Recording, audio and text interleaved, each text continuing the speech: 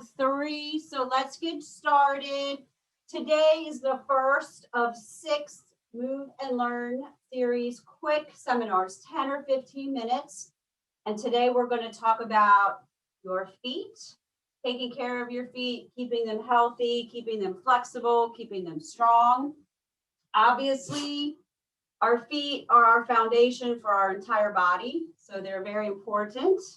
And there's a lot of things that can go wrong with your feet, probably most of things that you've heard of. For example, athlete's foot is very common in athletes. And what you really need to pay attention to is always keeping your feet clean and dry. That will help. And then also, of course, there's plantar warts that can happen on the bottom of your feet.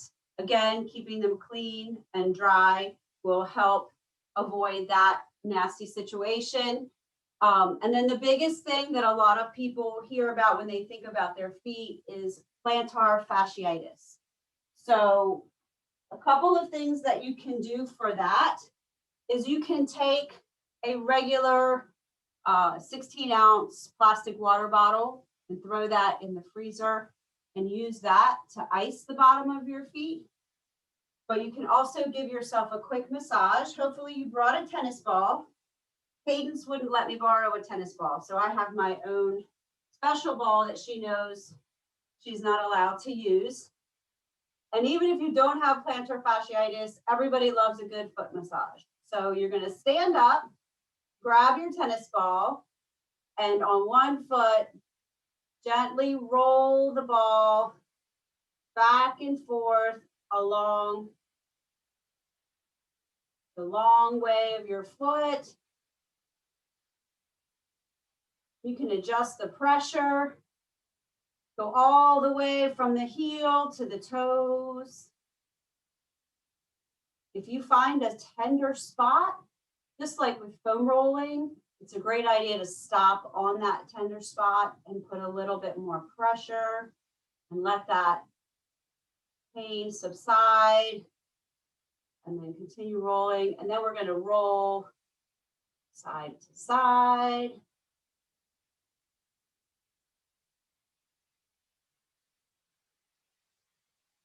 And this is something that you can do seated. So you can keep a ball under your desk and do this during the day. If you can slip that shoe off, do the other side. And speaking of shoes, our shoes are actually the single most important thing, the thing that damages our feet. Of course, you want to avoid wearing tight shoes. You want to avoid wearing heels whenever possible.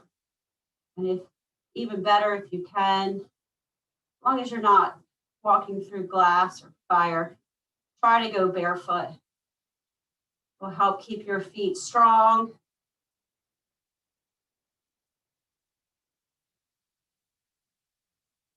I could do this one all day. All right. But we don't have all day. We just have quick 10 or 15 minutes. So the next thing that I want to show you is another stretch for that plantar fascia, or the fascia that runs along the bottom of your feet. You're going to come down on the floor of the mat. You're going to curl your toes under, and then you're going to just sit back on those heels, and you should feel a good stretch all along the bottom of your feet.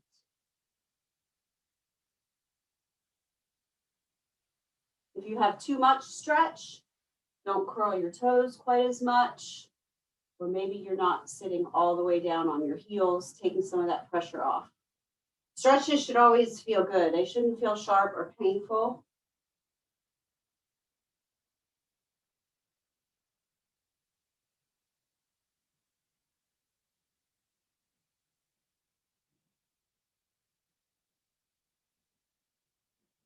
And then while you're here, another good stretch to do is to come up, place the top of your feet flat on the floor mat, and go ahead and sit back. This will help stretch the top of your feet up into your ankles, and you might even feel it in your shins a little.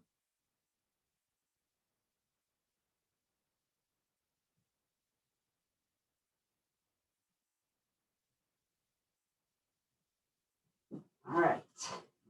So those are some stretches that you can do to help your feet, but there's also some exercises that you can do to strengthen your feet. And if you brought your small towel, just have a little hand towel, a washcloth will do, a dish towel, whatever you have.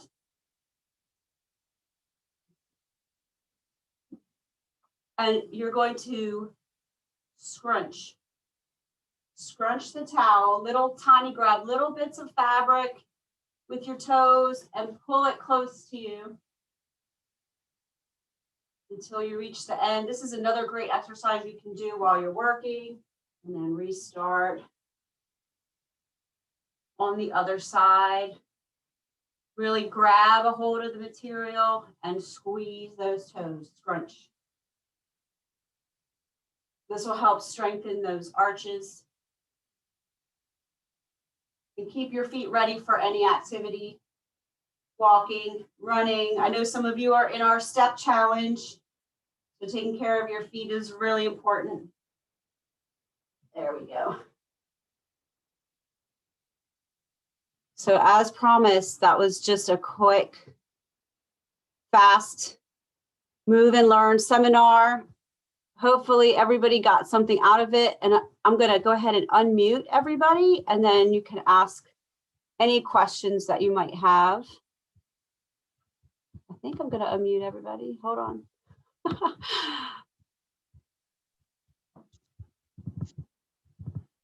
I think, oh, you have to unmute yourselves. I'm sorry. So if you could unmute and feel free to ask a question. Meryl, did you have a question? I do have a question. On the 2-foot stretches that you showed, the one with the toes curled and the one with the feet flat. Yes. Is there another way to get that stretch without sitting back on your heels? Like my knees don't bend, so I can't. Okay. Sit back like absolutely. that. Great question. I'm glad you asked that. And I'm going to pretend like this is my wall, even though it's not. But instead of kneeling back, you can be standing with your hands on the wall. You can put those toes up on the wall and you can press those toes forward and you'll get a very similar stretch. Can you see my toes at the bottom? I'm sorry. I don't have a good wall. Yeah, I see it. For you. Yeah, good. Thank you. Does that make sense? Yeah. Yeah. So it's a very similar stretch without having to get down on the ground. Great question.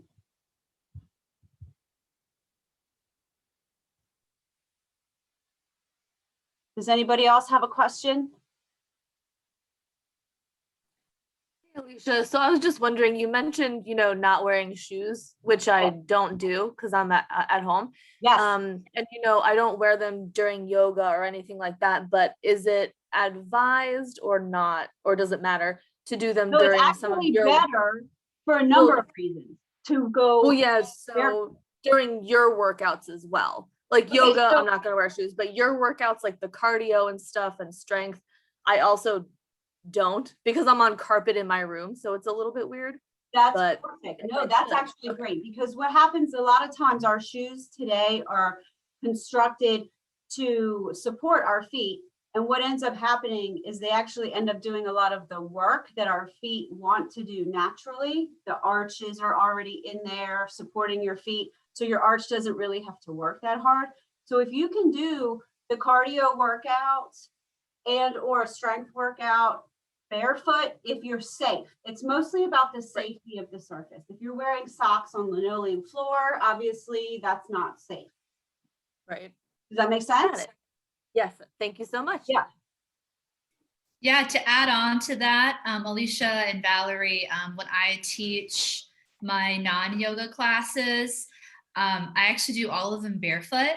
And one of them is a low impact class. So that's sort of the point. But I just prefer to do them barefoot. I use my yoga mat and I do them barefoot. And sometimes I have socks on, but then you want to be careful of the slipping, like you mentioned, Alicia. So yeah, I do almost all my classes without shoes on. I just prefer it.